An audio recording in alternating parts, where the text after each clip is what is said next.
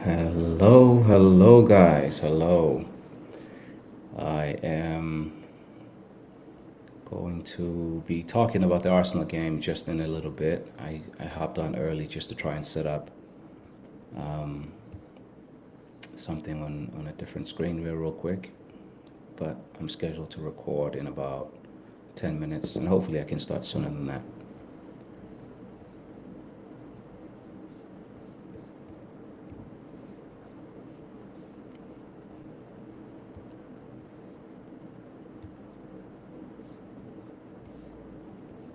Okay, there we go.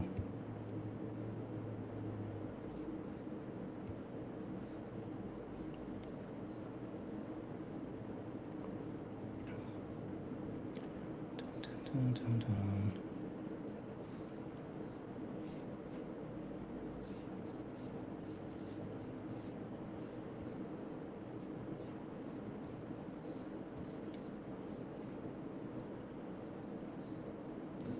Champions League is back, and we are being treated to some really good football.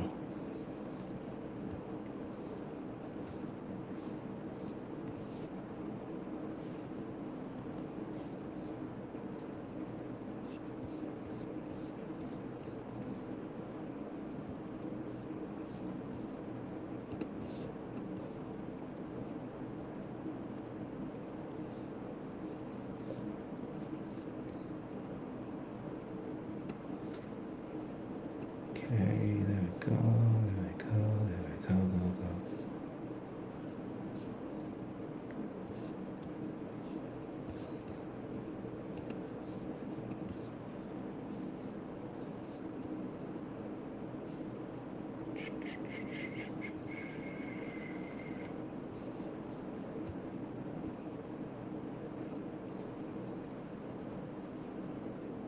There we go.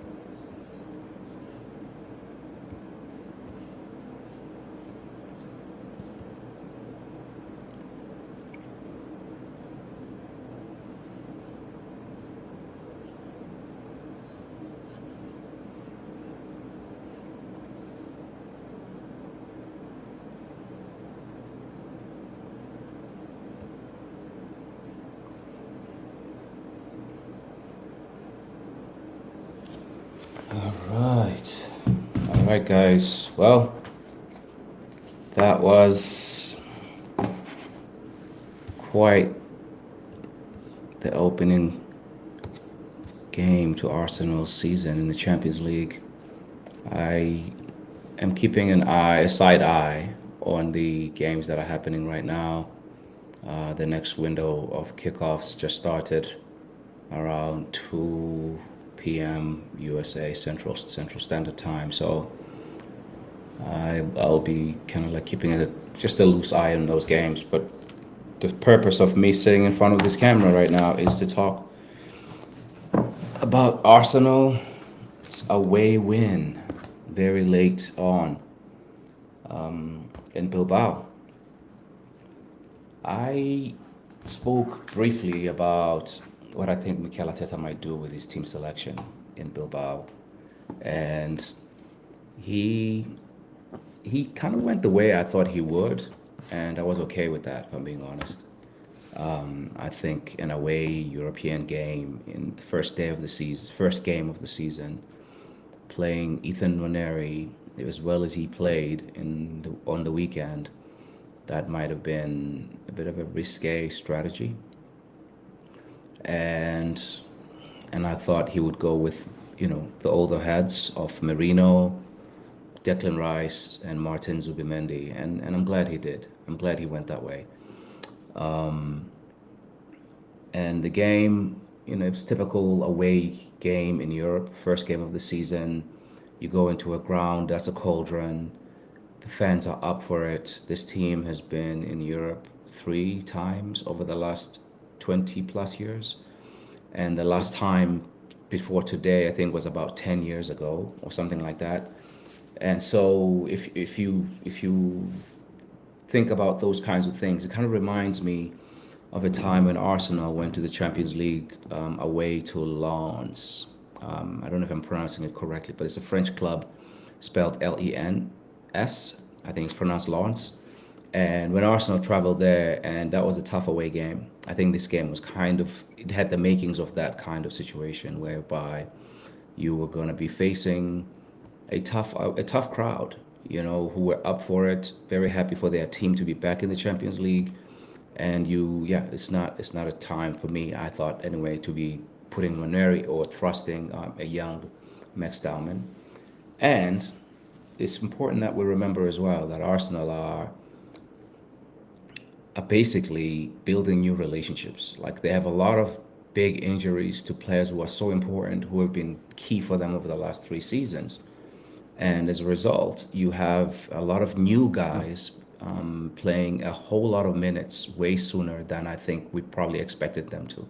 I think Mosquera has seen more football in this first 3-4 weeks of the season than he would have expected to see for the first month at Arsenal, right? Or 2 months in, he might have had a couple of 90s in the Carabao Cup and maybe some substitute appearances here and there to close games up, maybe to protect the lead here and there. But like, he played early at Liverpool. Basically, that was a 90-minute game basically for him, almost like a start.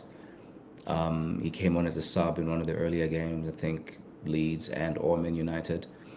Played 90 minutes at the weekend, played 90 minutes again today. Looks accomplished, no worries. Great player.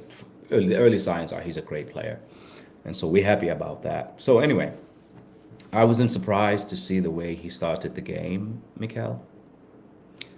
I'm gonna go chronologically with like what some of the things that I saw and what I felt during the game, and obviously look back a little bit. So I noticed that like we were under the cosh as well though because of that team selection, because he went for the Liverpool midfield, right? The 3 bank managers. Like, we're not gonna be too ambitious, and we're not going to be too risky. We're going to go with these guys. They're responsible. They know how to keep a shape. They know how to press. They know how to pass as well, but they're not going to be doing an Odegaard or an Ernest type of pass through the lines kind of thing. So because of that, I think there were times where we were under a bit of pressure, like we were at Anfield. But this is not because of Merino. I know he's the weaker of the three defend of midfielders that played today, but I think Declan Rice struggled to get a footing in the game, and I think it had a lot to do with him getting booked 7 minutes in.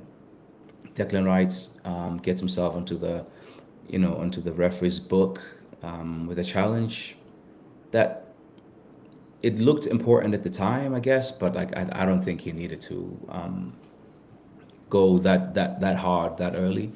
But it's a high pressure situation. I understand it. So once he has that yellow card, I think it affected him because Declan Rice is a guy who likes to impose himself in games, and he couldn't do that in this one. I think he was playing within himself, and makes sense. You have to manage yourself through a game, and he played a whole 90 eventually, after getting booked in the 7 minutes in.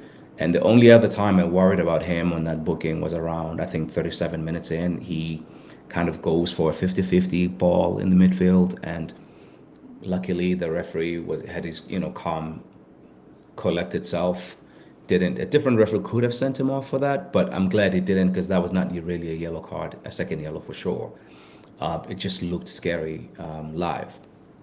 So I think the Rice effect, yellow card, the effect of the Rice yellow card meant that Arsenal struggled to benefit from his greatest strengths, which is dueling. In Merino, there was another dueler in there who did really well. He did his dueling thing. I don't have the numbers right now because I'm doing an instant reaction. But yeah, Athletic, I wrote there 10 minutes in, Athletic have been dominant without testing David Raya. Game is being played in Arsenal's half, and that was really true 10 minutes in. And then they had like a corner or something in the 13th minute. And then I write here 15 minutes in now. So 5 minutes after my last note, I write, Arsenal have had no joy in this game. They have been packed back. So the atmosphere maybe was getting to them. They couldn't control the midfield. Like the pressing from Athletic Bilbao was impressive actually throughout the game. I think we started to get more and more joy after about 25 minutes into the game. We started to get more and more joy, and that continued. But as we started to get more joy, they had more counter opportunity as well, counter attack opportunities. So 21 minutes in, a steal from Timber. I think this is where I think things kind of sparked to Arsenal. Timber makes a steal from Iñaki Williams, which kind of spills over to Noni Madueke. Noni has a nice little dribble cutback, and Eze has a chance to shoot, but great interception and block from, I don't know the defender's name, can't remember, but there was a great interception from basically one of their defenders who just literally dives, and Eze kicks into him. They get a free kick, and that was basically Arsenal's first real moment of threat. And then after that, soon after that, 23 minutes in, Gyökeres is played through. He runs down the left channel. By the time he takes his shot, he looks like he's done too much running. He takes a bit of a tame shot with his left foot. It is saved. Merino has some couple of good plays in the midfield. He was my favorite midfielder in today's game. And again, he's the lesser of the midfield options that we played today. But he was not our problem today. I think our problem was the overall balance of the midfield. Maybe it was a bit too safe, and maybe we could have played with Eze closer to the midfield because he didn't see much of the ball. That's another player that I think we could have used a little bit better in those early stages in the game. I think we had him being a bit too far wide, and he didn't see a lot of the ball. I think of the two wingers, Madueke, even during this tough spell for Arsenal, Madueke was seeming to be the one who was getting the better of his man. And when he wasn't getting the better of his man, he kept his man like really busy. And yeah, he was dueling properly down that side. But I do think we looked slightly better on the right-hand side today throughout the game. But the left did do its things, and the goals are coming from the left eventually later on. But yeah, patient build up. Timber plays again. So Gyökeres gets played through, and then Gyökeres recycles the ball, and then there's a patient build up. that comes through from that build up, and you find that there's a cross from Jurriën Timber, Gyökeres diving header. So the first couple of chances that Arsenal had fell to the right man, in Gyökeres. And yes, he doesn't get a lot of chances early in games for Arsenal. So far, in out of the 5 or so games, we've seen him get chances, but like he was getting chances early on in the first half here, so that was a good thing that we were doing. And there was a really, really big chance that was denied to Arsenal by a last gasp tackle, basically, or challenge, right, to deny Eze from scoring. But so far, like I wrote here, like 25 minutes in, Arsenal are starting to show some offensive threat now. Noni Madueke cross, 29th minute. Gyökeres and Gabriel kind of have a collision soon after that. That brought about a game stop. And I think as we were getting momentum, and Ateta is really good with these situations where there's a stop in the game, a natural stop, either through an injury or whatever. He does a little bit of talking and coaching, and I think you can see what starts to happen here. I write here, it's been good to see Mikel Merino showcase his ability as a midfielder in Arsenal colours. He has shown some nice flashes today during this first half. This is 35 minutes in, and I've been observing this. Like, he had been my favorite performer in midfield today, and I guess he's playing in a part of Spain that he's familiar with, and I think that's why Mikel is leaning into that relationship between him and Zubimendi at the moment, because we're gonna need Rice. Don't get me wrong. Like, we're gonna need Declan Rice, but in this last game and then today's game, I do think it was the right call to get a lot of minutes into Merino's legs, because he's an intelligent player. He also is the one guy who's played the most with Martin Zubimendi in the Arsenal team.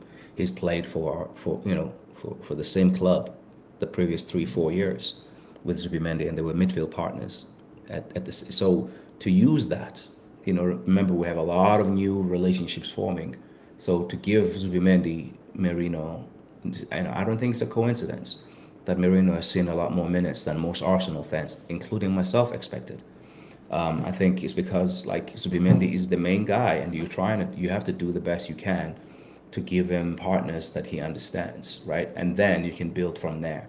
We will see minutes in midfield for the likes of Norgard and other people, but like, I think that was one of the things that I observed was, like, I think Merino is looking a better midfielder this year than he did last year. Now, that could be a variety of things. It could be that he, is now caught up to the speed physically because he didn't have a preseason last year, and then he got injured in his first training, if you remember, and then he was out for like 6 to 7 weeks or whatever it was. And then by the time he comes in, it's after the second international break, he's playing catch up. And then soon after, as he's starting to get bedded in, a few months into that run as a midfielder, like playing here and there, we lose all of our forwards and he's playing center forward. So Mikel Merino had a weird first season at Arsenal. So maybe that's why we're seeing his best work in midfield this year, is because, one, he's had the time to learn the playbook, and then two, he's playing next to Martin Zubimendi, with whom he has a relationship that goes beyond Arsenal, right? So maybe that's what Mikel Arteta is kind of counting on, as all these other relationships are building around these guys in midfield. And then, the Rice moment around 37, 38 minutes. And then, the game had got a bit touchy there in that 35 to 40 minute mark, because there's the Rice moment that's a bit of a flash. And then Eze has a wild tackle. It looked wild, and at least live. Then I saw that, even though his studs were showing, he tackles like this, studs showing, but his foot was close to the ground and he gets the ball. But like, man, wrong timing by a second or two. You catch the player, you're off. You're taking an early shower in your Champions League debut. So I'm happy for him that was not the case. And that player retaliated. And I understand because, like, I think as his tackle was a bit naughty, just a bit. And then Timber, for me, was the player of the first half, and then Marino.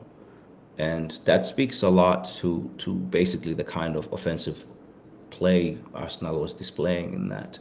When Timber, and they both can attack, don't get me wrong. Timber can do some attacking. I know a lot of people tend to see him as a defense first fullback, but he's no Bakary Sanya. Like Sanya, yes, was a defense first fullback who could go on the marauding run here and there. Timber is a all round footballer, and he, for me, was my player of the first half. And I wrote there just before half time. Actually, I was like, would Arteta dare to use Martinelli as a centre forward today? That was a question I had. I was like, because Gyökeres, after that head injury, and he had been playing, and he's gonna keep playing because he's the one center forward we have that's fit. I was wondering, like, is Arsenal going to use, Martinelli in that role? Because these guys were really pressing high, and I thought there's an opportunity here to hit them on a counter attack.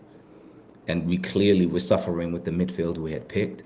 So I thought, like, leaning all the way into the Liverpool approach. Since you had the Liverpool midfield, you have a Liverpool forward that's on the bench in Martinelli, and I thought maybe Martinelli would come on for Gyökeres, but that was not who he came on for. He came on later on in the game. Who came on first for Gyökeres was Leandro Trossard, who had a good game. But anyway, so like I was like, yeah, could Martinelli come on here? And then I was like, and was kind of getting irritated with Gabriel giving the ball away, but that didn't affect anything really. Gabriel had a few loose moments on the ball, but when you are as consistent as Gabriel Magalhaes is for Arsenal, you get to make some mistakes on the ball, and that's okay. You get to make some mistakes here and there, and it was still a clean sheet. And I think the one of the giveaways was the one like where Declan Rice had to come in and like intervene and deflect a shot for a corner. But yeah, and this was the one actually, yeah, just before halftime. And then in the second half, Gyökeres misses an open header early in the second half. I think this was the best Arsenal had set up Gyökeres within the first hour of any game. Like he was being fed. I mean, not like with high regularity, but he was definitely being fed and being put into good situations that he couldn't see, his way through into like a productive finish or setting up a teammate. But yeah, they had been playing him through a few times, and Gyökeres couldn't eat his dinner today. But I will give credit where credit's due, because we've been crying for players to play him in, and I can count 3 really good chances before 1 hour mark that Gyökeres could have put away. Like, on a given day, he does something, he scores that diving header, or he scores this real open header. I don't know if he would have been, blown for a foul, because he does push the defender so that he can head the ball. I don't know if he scores, that gets, re-looked at by VAR, but he heads it wide. And I'm not gonna, again, like, I'm still gonna, hold my judgments on this player, because I think even though he scored 3 goals and he's had some games where he's been anonymous, I think there's an adaptation process happening here right in front of our eyes. And I think Gyökeres is also playing himself into fitness in front of our eyes because of how things happened, as it was trying to exit and get out of Portugal. Like, he went on strike, and you can see, for example, Alexander Isak is not playing. Liverpool didn't even play him over the weekend. That's a sign that, like, sometimes when the player takes that much time off, it gets really hard to then, catch up to speed with competitive football. So that said, Arsenal played really well, like from 25 minutes on and into the hour mark. But at this point, the game is getting wide open, though. right here, 56 minutes in, the game has opened up in this second half. And I think Ateta needs to make a move soon. This is 56 minutes in. And then 60 minutes in, I write Timber solo run, good composed defensive play by Mosquera, who is another guy who I don't think Arsenal fans can compliment him enough. Like I know a lot of people are going to be like, yeah, y'all are hyping up this guy. It's only 5 games in, but like your eyes here are really telling a good story. If you watch his player, I don't even care what the data says. But I think the data would speak highly in favor of him too. This kid is definitely a raw talent still because he's 20, just 21. But he's a perfect. If you said to him like, hey, give me a poor man's version of Saliba, I think he's giving you a middle class version. He is not quite. He's got a long way to go, right? Like I don't want to go crazy and get clipped up, whatever. Actually, I don't care if I do get clipped up, but like he is so composed on the ball. He's so brave with his passing. And what I've seen from him as a passer of a football, he's got the range. He can play in tight spaces, and he has a long ball on him too. And he's got this thing where, like, if there's a loose pass from the opponent, he doesn't like even need to trap it sometimes. His first touch is the pass. Like, so the ball is played loose by a forward, and he nips it in. He's got very quick feet, and then he nips in real fast and just passes it to a teammate nearby, and then the ball is off. But when he needs to hold the ball and read the game and make the right read, like to make the right pass after making a read, he does that too.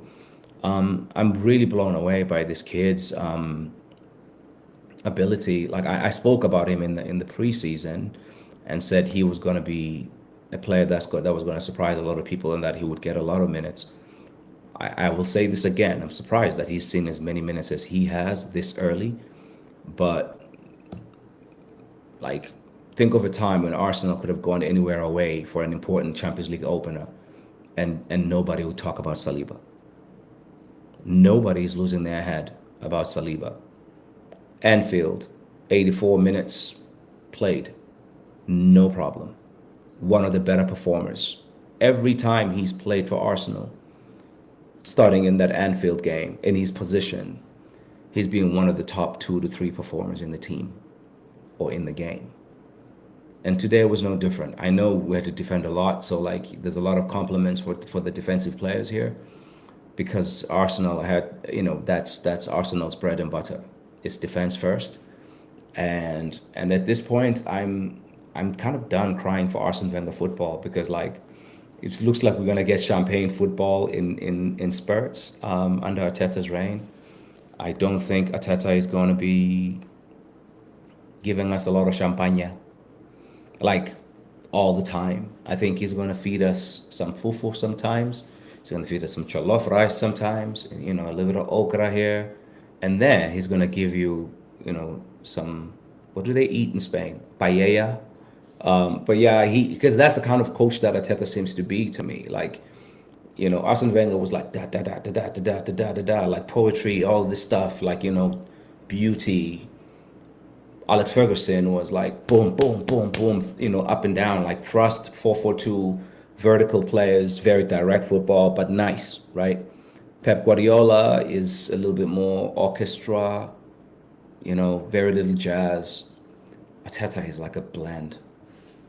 He's a blend. He wants to be good at everything, and sometimes that's his problem, right? Like, and it's a good problem, by the way. I like that he's our coach, and I like that he is not as much of a snob as some of us are. I sound like a snob right now, complaining about a man whose football I love, by the way. I love how he suffocates and just like annihilates teams, and like it's like, yep, good luck getting a shot against us today. Like teams don't eat against Arsenal, except for when they do something, or sometimes we give them a thing or two, because it can happen in football. But like, and his talent ID for defenders is insane, by the way. Turning Tomiyasu into Mosquera is one of the best things a technical director has done. in football this last summer, this last 4 to 5 summers. And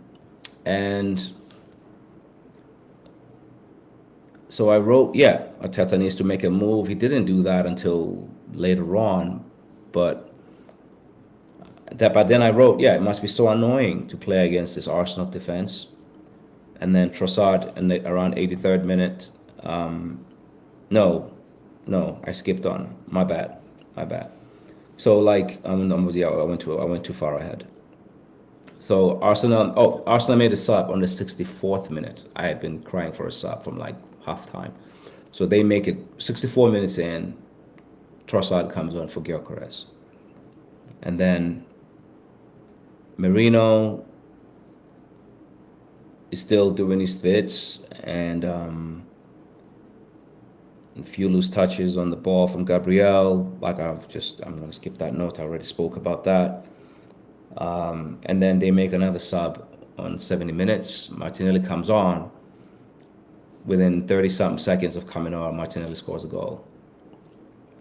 No Arsenal player needed a confidence booster as much as Gabriel Martinelli did.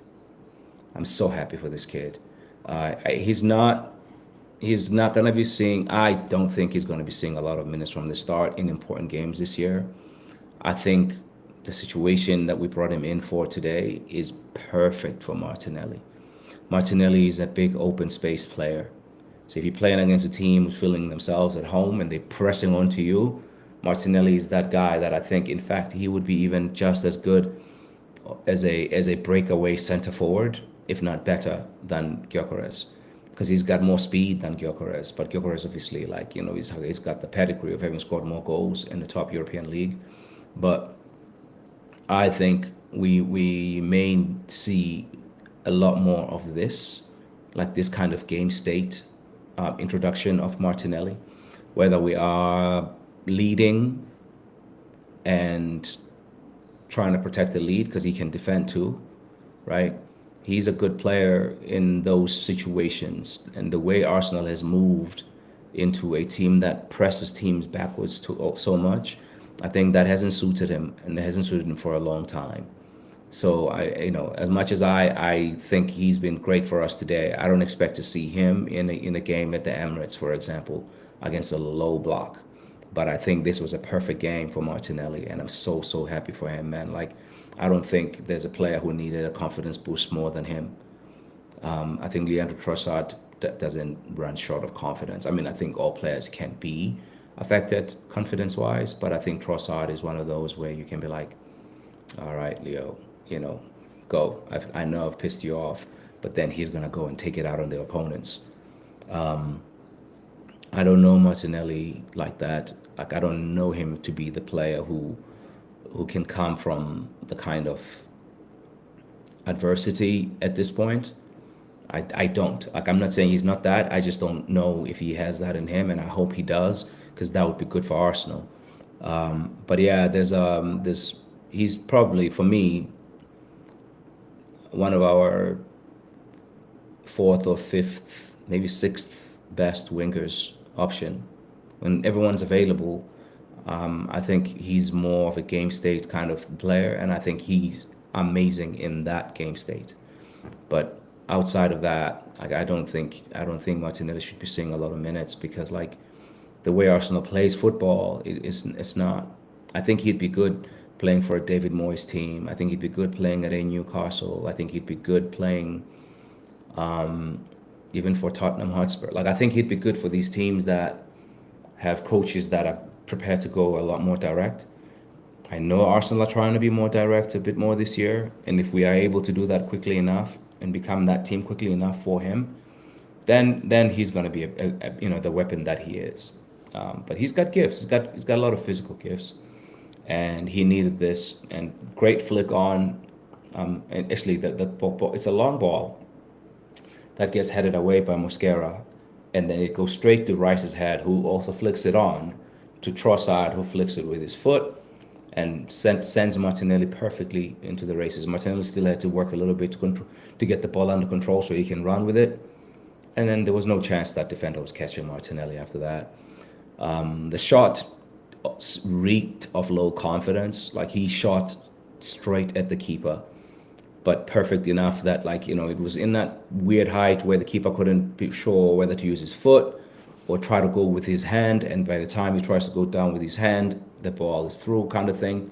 So it was a perfect ending for Martinelli, but like it was clear even in the way he shot that ball that he's a player very low on confidence. And I hope now that those scenes, in front of the away fans and his teammates celebrating him, and the adulation that I think he will get from people online and people close to him over the next few days, I hope that builds his confidence, because I think this player is a player we're going to need if Arsenal is going to be successful this year.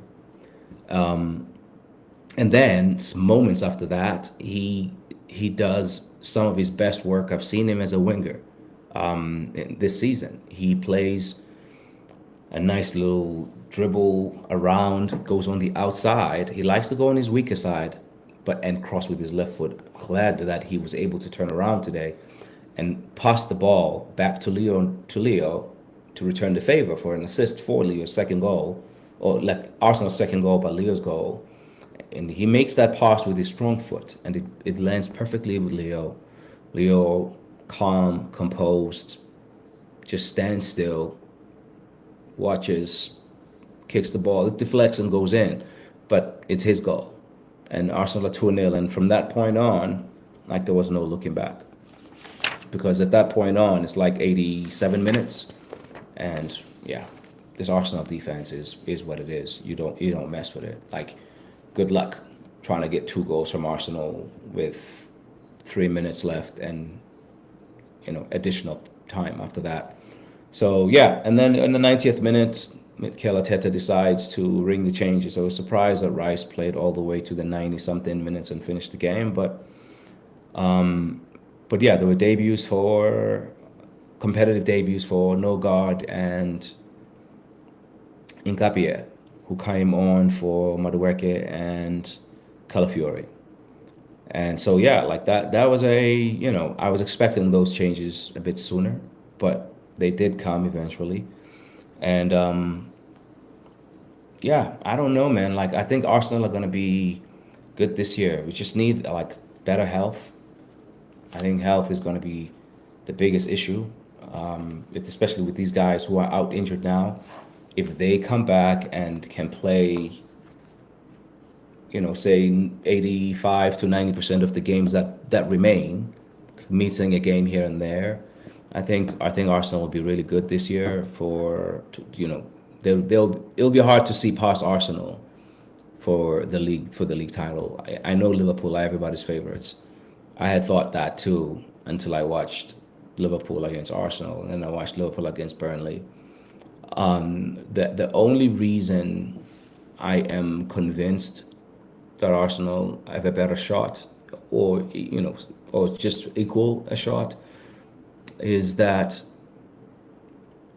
Liverpool have left themselves really thin in key positions.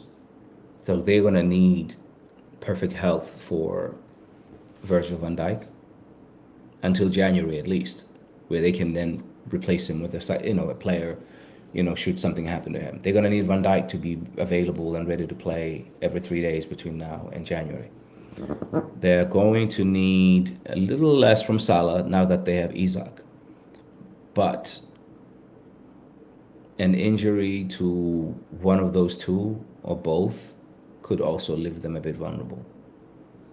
And in midfield, if they lose Ryan Gravenberch, I think Liverpool could also find themselves in trouble. Like, they don't have, like, for example, Arsenal have been without Bukayo Saka for the last 3-4 weeks, Kai Havertz for longer than that, without William Saliba for the last three or so weeks, and without Martin Odegaard. Basically, he started 3 games ago, was off within the first 20 minutes, came on for the last 20 minutes at Anfield, and played the first 20 minutes in this game. So you've had 60 minutes from Odegaard from a possible 270.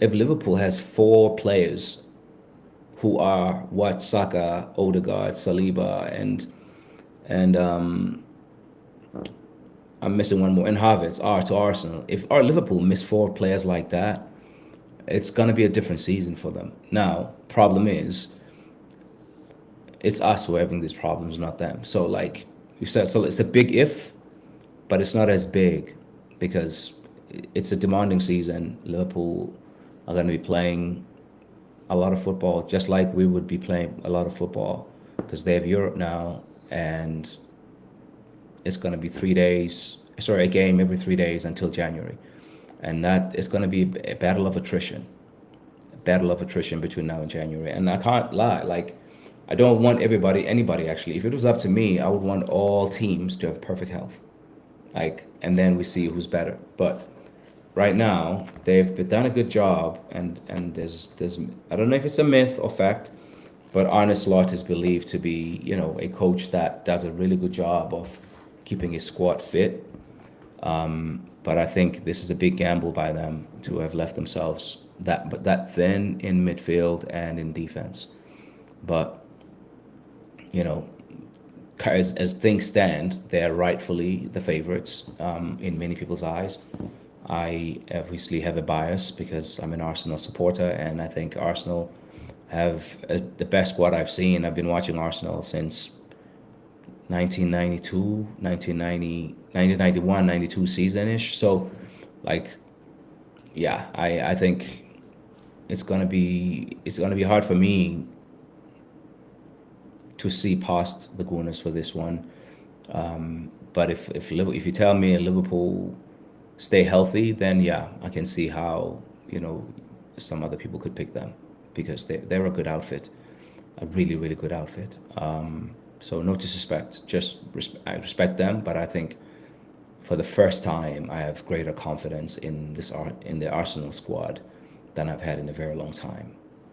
And that has nothing to do with the games that I've been watching, because the games I've been watching have been a slow grind, and they look like a team that's learning about each other, a team that's still, like, I know a lot of people are like, yeah, Liverpool haven't blown into all cylinders. No, have Arsenal. They haven't, not yet, not yet. And I know a lot of people are going too early on Arteta and Shekels and this and that. I think it's actually quite laughable because a lot of these people played football, and they should know that it takes time to build some of these relationships.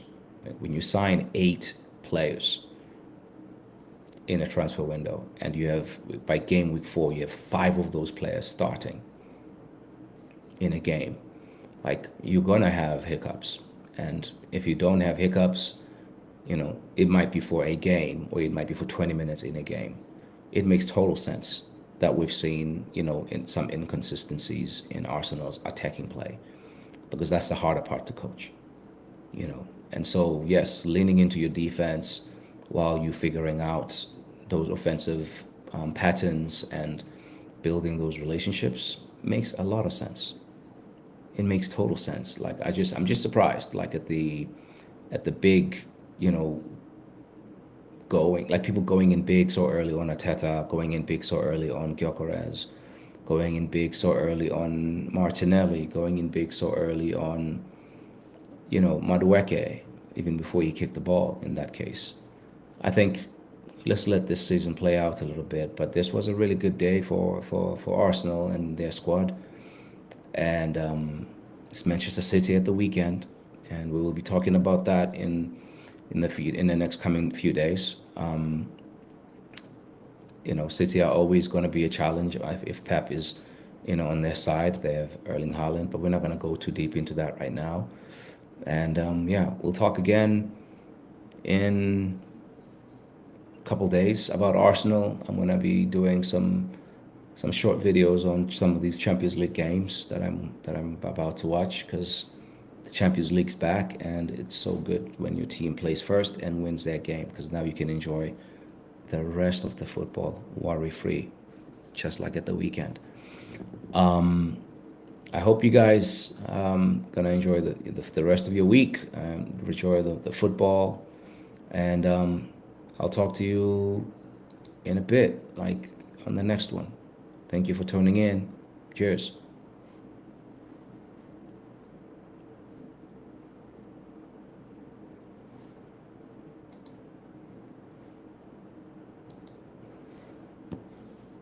Yeah, cheers, guys. Thank you for supporting. Please subscribe if you like the content. Share with other footballistas, football nerds. I'm fairly new to this space, but yeah, I intend on growing bit by bit. And do share positive, constructive feedback. I welcome that. I am a one-man train right now, but maybe over time I'll start having guests or people who I can connect with online who want to hop on and we can have conversations about football. I'm very open to that as well. All right, cheers.